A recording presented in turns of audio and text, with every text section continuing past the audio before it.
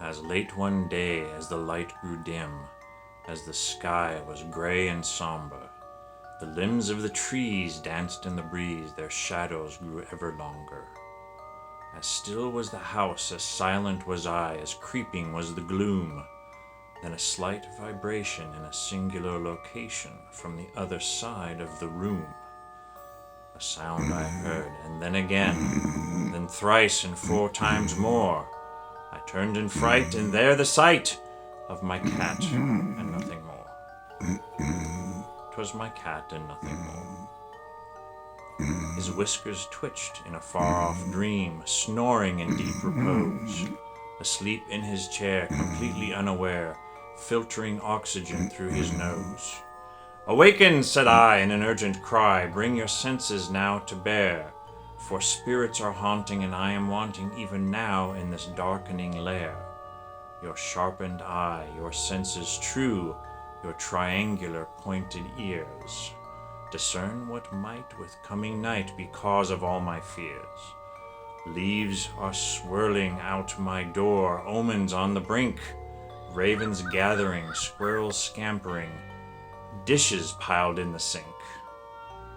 Rise up, cat, and join the fight. We two must act as one, defend the light against the night, lest we be undone by creeping foes in the darkened corners of betrayal and of treason. For you and I, the time is nigh of this most ominous season." Presently I turned with steely eyes back to my cat, wherefore, now at the end, my drowsy friend was there asleep once more. My cat was asleep once more.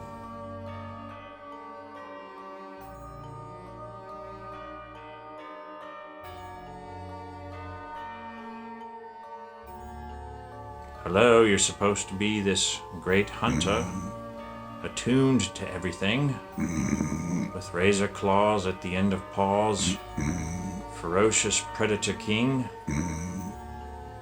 It's fine. Just keep on sleeping. It's fine. Don't worry about me. You just relax. Don't want to wake you. Don't want to wake you. You hear the can opener just fine. You're there for the can opener every time. Ferocious hunter. Ferocious predator. I suppose I'll do the dishes then.